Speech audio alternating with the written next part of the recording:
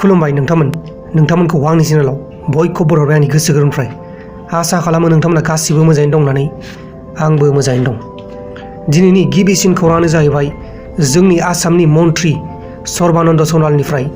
Sarbananda सन'वालनि Facebook एकाउन्टआव सानैसो दुथांफ्रा गाज्रि कमेन्ट्स हरदोंमोन आरो रेड सिलुटबो लिरनानै हरदोंमोन। दा बे जाथायनि दायनिगिरिफोरखौ नायबिजिरगासिनो दं होननानै मिथिनो मोननाय जादों। नेक्स्ट खौरां जाहैबाय जोंनिया केरी मिनाटीनिफ्राय। केरी मिनाटीआ साननै सिगां इउटुबाव मोनसे भिडिअ आपल'ड खालामदोंमोन आरो बे भिडिअआ गोबां मुं एबा रेकर्डस ब्रेक खालामनो हादों। केरी मिनाटीनि गोदान भिडिअआ जोंनि इन्डियायावथ' नाम्बार 1 ट्रेन्डिंआव सोलिखागासिनो दं, लोगोसे बुहुमावनो 6 नाम्बार ट्रेन्डिंआव सोलिगासिनो दं।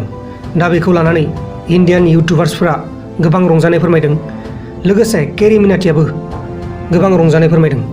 नोंथांमोनाथ' मिथिखायो केरी मिनाटीआ जोंनि इन्डियानि बयनिसायबो गेदेरसिन इन्डिभिजुवेल इउटुबार।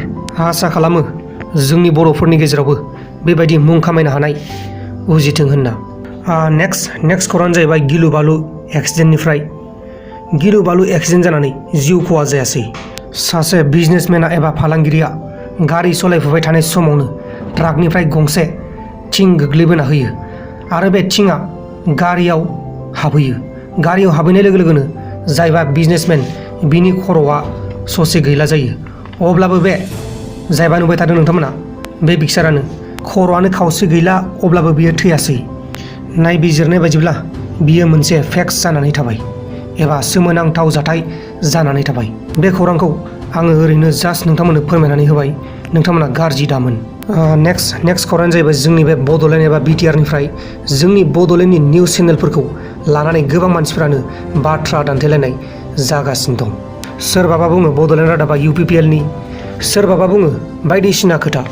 दा बेबायदि खोथाखौ जोङो नुनो मोनगासिनो दं जोंनि बर'फोरनि ससियेल मिडियायाव। आं बेहाय बेखौनो बुंनो सानो UPPLनिबाबो बर', BPFनिबाबो बर', एबसुनिबाबो बर' आरो BECनिबाबो बर'। नाथाय मानो गावजों गाव बेबायदि एना एनि? नोंथांमोन, दिनैनि खौरांफोरा बेखिनिल'मोन। जुदि नोंथांमोना आंनि चेनेलाव गोदानै फैदोंब्ला चेनेलखौ साबस्क्राइब खालाम, लोगोसे बेलनि आइकनखौबो सेरनानै गालां। अब्लासो आंनि गोदान भिडिअफोरा नोंथांमोनसिम थाबैनो नटिफिकेसनाव सहैगोन। बाय बाय।